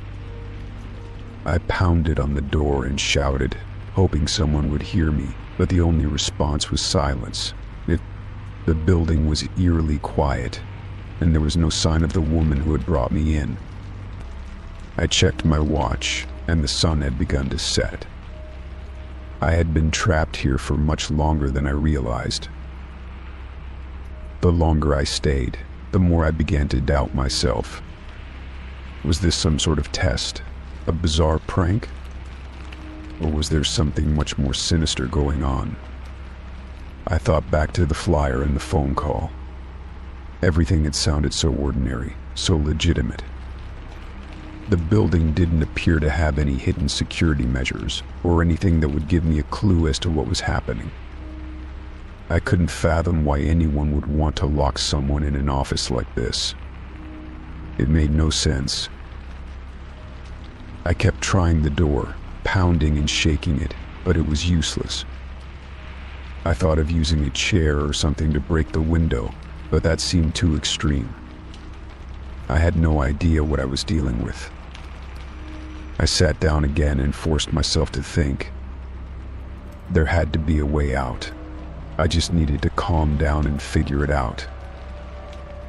Finally, just as I was about to give up, I noticed something unusual. In the corner of the room, there was a small hatch in the floor, almost hidden by a pile of papers and a discarded chair. It was barely noticeable, but the edges of the hatch seemed slightly raised, as if it had been opened recently. I went over to it, heart pounding in my chest, and carefully pushed the chair aside. The hatch opened easily with a slight creak. I could hardly believe what I saw beneath the hatch. A narrow staircase led down into darkness. It felt like a trap, like something straight out of a thriller movie, but I knew I had to take a chance. I didn't know where it led or what I might find, but it was the only option. I grabbed a pen from the desk, holding it like a weapon, and descended carefully into the darkness. The stairs creaked under my weight, but they held. I reached the bottom and found myself in an underground space that was just as dimly lit as the room above. There were shelves filled with more files, some of them marked with strange official-looking stamps. The air was thick with dust, and there was an unpleasant smell like mildew and something else, something metallic. The room stretched farther than I could see, and I wondered if I was the first to stumble upon it. My mind was racing, trying to make sense of everything. Why was I brought here? What was all this for? I didn't have long to figure it out. A door at the far end of the room creaked open, and footsteps echoed in the distance. I froze, my heart in my throat. Someone was coming. It could be anyone. I had no idea if they were friendly or not. I darted into a nearby alcove, hoping I wouldn't be seen. The footsteps grew louder, and I held my breath, trying to stay as still as possible. The door opened fully, and a man stepped inside. He looked around the room, glancing over the shelves and scanning the area where I was hiding. My heart pounded as I waited for him to leave. But instead, he walked directly toward the alcove. I tried not to make a sound, but I knew I had been spotted. I backed up slowly, trying to find a way out of the room, but the man had already turned toward me. He looked at me with cold, expressionless eyes. "Looking for something?" he asked, his voice low and unsettling. I didn't respond, too afraid to speak. He smiled, a tight, cruel smile, and stepped closer. "You shouldn't have come here," he said softly. "But now that you have, I suppose you'll be part of the operation." I felt my blood run cold. This wasn't a job interview. It wasn't a simple mistake. I had stumbled into something dangerous, and now I was trapped. Story 13. I had always enjoyed shopping at thrift stores. There was something about finding hidden treasures, things that had a history, and perhaps even a story behind them. I loved the idea of reusing and recycling, of giving old items a second life. One Saturday afternoon, I decided to take my child along for a quick trip to one of the local shops. It wasn't my usual route, but I figured I could pick up a few things for the house and maybe find something fun for my child. As we wandered through the aisles, my child pulled me towards the toy section. It wasn't large, but it was enough to catch a child's attention. I usually kept an eye on what they picked out, making sure the toys were safe and in good condition. Among the stuffed animals, a bright, fluffy bear caught my eye. It looked almost new, and I thought it would be a great addition to my child's collection. The bear had a cute smile, and its fur was soft and inviting. I could already picture it on their bed. I took the bear off the shelf and gave it a closer inspection. It seemed harmless enough. No visible signs of damage, no weird smells, just a well-loved plush toy. I couldn't find a tag, but I figured it was probably from a popular store, just one of those mass-produced toys that ended up in a thrift shop because someone no longer needed it. The price tag was affordable, and I didn't think much of it. Anything. My child seemed happy with the find, so I added it to the cart. We continued shopping for a while longer, picking up a few more odds and ends. My child was excited to go home and play with the new bear, which was a small moment of joy in an otherwise typical day. When we got home, I put everything down and started to put things away. My child was already in their room, sitting on the floor with the bear, hugging it tightly. It seemed like such a simple thing, but I could tell the bear meant a lot to them. After I finished cleaning up the kitchen, I walked into my child's room to check on them. They were still playing with the bear, pretending it was a little friend. I smiled, but as I got closer, I noticed something odd. There was a slight bulge in the bear's side, not something that would normally be there. I didn't think much of it at first, assuming it was just how the bear was stuffed. But then I noticed a small, inconspicuous seam, one that looked a little different from the rest. Curious, I gently pried the fabric apart. I wanted to see if maybe the stuffing had shifted, or if there was something wrong with the toy that I hadn't noticed before. As I pulled the fabric back, I froze. Inside, tucked carefully beneath the seams, was a small, black device. It wasn't large, but it was enough to catch my attention immediately. My first thought was that it was a sound recorder, something you'd use to capture audio. But then, I realized it didn't look like something you'd find in a regular toy. I felt my stomach drop. I had no idea what I was looking at, but it didn't seem like it belonged there. The device had a button on the side, and I could almost make out the shape of a microphone. My child was still playing with the bear, oblivious to what I had just discovered. I didn't want to alarm them, so I stepped back, carefully putting the bear down on the bed. My mind was racing. How could this happen? Was I being paranoid, or had I just uncovered something truly sinister? I took a deep breath and grabbed my phone, my hands shaking slightly as I dialed the number for the local police. I didn't want to jump to conclusions, but I had to be sure. The call connected quickly, and I explained the situation to the dispatcher. They listened attentively and assured me that someone would be sent over to check things out. It felt like an eternity before the officers arrived, although it was only about 20 minutes.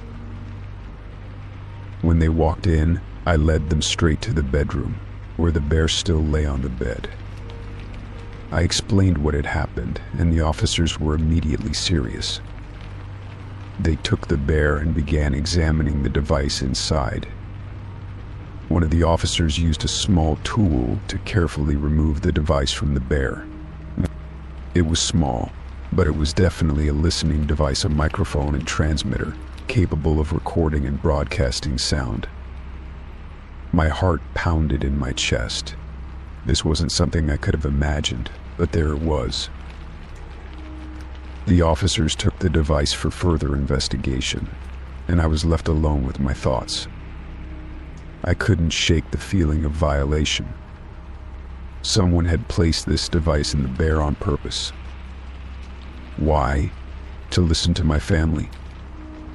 To spy on us? The thought made me sick to my stomach. I felt exposed, vulnerable, and angry all at once. How had this ended up in the thrift store? And more importantly, who had planted it there? The officers assured me that they would look into it and that I should avoid using the bear until the investigation was complete. They also told me they would check the store's security footage to see if they could find any information about who might have dropped off the bear. I nodded, trying to hold it together for my child's sake, who was still completely unaware of what had happened. The next few days were a blur. I couldn't stop thinking about the device, about who could have been listening to us. The police followed up regularly, letting me know they were working on tracing the origins of the device. They asked if I had noticed anything strange in the past, any unusual people hanging around or anyone who had seemed out of place. I hadn't noticed anything, but I began to wonder if I had missed something. After a week, I got a call from the police. They had traced the device back to a small local group known for selling spy equipment. Apparently, they had been using thrift stores to distribute these devices, hoping to catch unsuspecting buyers. The police were investigating the group further, but they hadn't yet made any arrests. I felt a strange sense of relief, knowing that the situation wasn't as personal as I had feared. Still, I couldn't shake the feeling of being watched. The police advised me to be cautious about second-hand items in the future, especially when it came to toys or electronics. I took their advice to heart and became much more selective about where I shopped and what I brought into my home. It was a hard lesson learned, but I was thankful that nothing worse had happened. My child continued to play with their other toys, and I did my best to reassure them that everything was okay. The whole experience left me feeling uneasy for a long time, but over time it faded into the background. I couldn't forget the feeling of holding that bear in my hands, knowing it wasn't just a toy. But at least I knew I had done the right thing by alerting the authorities. It was a hard lesson in vigilance, but it was a reminder that sometimes the things we trust most can be the ones that betray us. Still, I took comfort in knowing that I had caught it before it was too late. It was a while before I could shop at a thrift store again without thinking about that bear. But as time passed, I found myself slowly returning to my old habits. I would never be the same, though. I would always check things twice, always be just a little more cautious. Because sometimes you don't realize the danger until it's already too late. Story 14. It happened on a Monday evening, the kind of night that's cold enough to feel uncomfortable but warm enough that you don't think twice about being outside. I had just finished work and was walking down the street to catch the bus home. I kept my head down, distracted by my phone, checking messages, and planning out the next day in my head. I hadn't noticed anyone following me until it was too late. The man approached me from behind, moving so quietly that I didn't hear him until his breath was on my neck.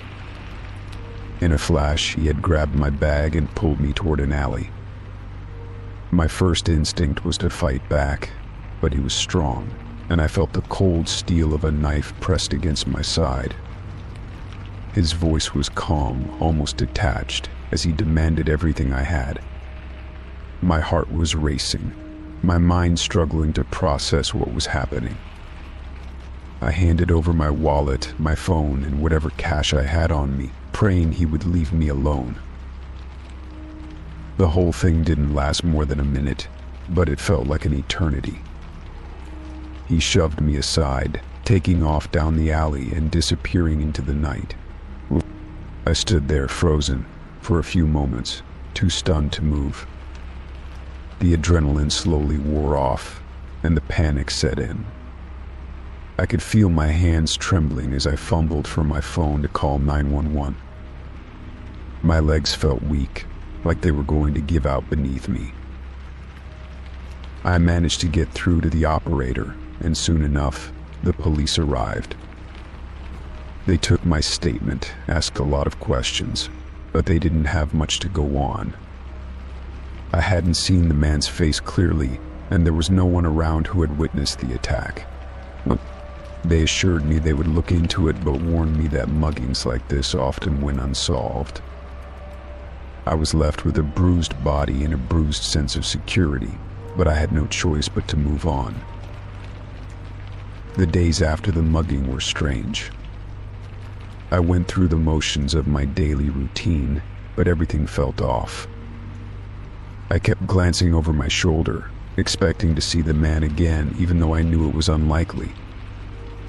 I had trouble sleeping, and every little noise seemed amplified in the dark. It was hard to shake the feeling of being violated. I kept replaying the events in my head, wondering if there was something I could have done differently. Then, 3 days later, I received a letter in the mail. It was plain, with no return address, and the handwriting was neat but not overly precise. At first, I thought it was a bill or junk mail, but when I opened it, I found something far more chilling. The letter began with a simple apology. "I am sorry for what I did to you. It was wrong, and I deeply regret it." My mind immediately started racing. What kind of person apologizes for something like that? The letter continued with details that made my blood run cold. It described my daily habits in a way that could only come from someone who had been watching me closely. He knew what bus I took, what time I usually left work, and even where I stopped for coffee every morning. The letter mentioned specific things I had done, like when I stopped to tie my shoe just before the mugging, how I always carried the same black bag, and how I would cross the street to avoid a specific construction site. He knew it all. He knew my routine, my habits, my movements. The letter ended with a final apology, but it wasn't just an apology for the mugging. It was an apology for violating my privacy, for watching me, for the fear he had caused me. It was signed with a single letter R. My hands shook as I read the words over and over again, unable to believe what I was reading. I felt a wave of nausea rise up in my throat. How had this man been watching me without my knowing? How long had he been observing me, learning my schedule? I immediately called the police. The officer on the phone was just as confused as I was. They had no idea how the letter was sent or who could have written it. They asked if I had any idea who it might be, but I didn't. The details in the letter could have come from anyone who had been in my life recently, but there was no one who stood out as a threat. I couldn't help but wonder if this was just some sick game, a way for the person to taunt me, to remind me that he was still out there. Over the next few days, I became hyper-aware of my surroundings. Every person I passed seemed suspicious. Every unfamiliar face felt like a potential threat. I double-checked my locks every night, peered out the windows to make sure no one was watching, and I stopped going to the coffee shop in the mornings. I couldn't shake the feeling that this person was still out there, still keeping an eye on me. The fear had taken root, and I wasn't sure how to get rid of it. I tried to go on with my life, but it wasn't easy. The letter haunted me, and the fear of being watched never left. I changed my routine, took different routes to work, and started carrying pepper spray just in case. But no matter what I did, the feeling of being followed never went away. I began looking over my shoulder constantly, checking behind me, making sure no one was too close. It felt like I was living in a constant state of paranoia. Then, one evening, as I was leaving work, I caught a glimpse of someone standing across the street. He was watching me. My heart skipped a beat, and I froze in place. My eyes locked on his, and for a moment I thought I recognized him. But the man quickly turned and walked away. My mind raced, but I didn't follow. I didn't know if it was the person from the mugging or just someone else. But the fear I had been feeling only deepened. That night I sat down and read the letter again. It was as if the words had changed. They no longer felt like a simple apology, but a warning. I couldn't stop thinking about it. Who was R? What did he want from me? Why was he watching me?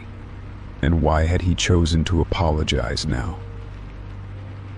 A few days later, I received another letter.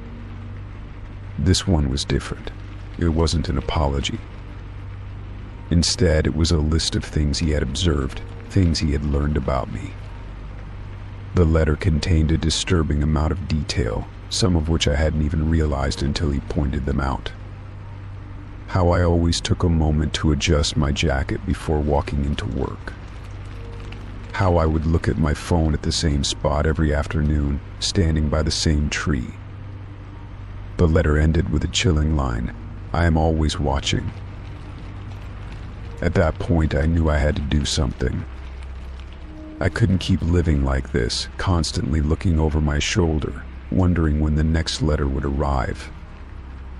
I contacted the police again, but this time I also sought out help from a private investigator. The letters were terrifying, but I knew I had to find a way to stop this person before it went any further. Months passed and the letters stopped coming. The investigator followed up with the police, and they managed to trace the letters back to a post office box. The person who had been sending them was never identified, but they were able to confirm that it was someone who had been watching me for weeks, possibly even longer. It was a relief to know that the police had taken it seriously, but the fear never completely went away. Eventually, I moved to a different city, far away from the place where it all started. The letters and the fear faded with time, but they left a lasting mark on me. I still look over my shoulder sometimes, still check the locks at night. But I also learned something valuable: how important it is to trust my instincts, to listen to that gut feeling that tells me when something isn't right. The person who sent the letters never faced justice, but I found a way to reclaim my peace of mind. Story 15. I had signed up for a focus group after receiving an email invitation that seemed like an opportunity I couldn't pass up. The offer promised to pay a decent amount of money for just a few hours of my time. At first, I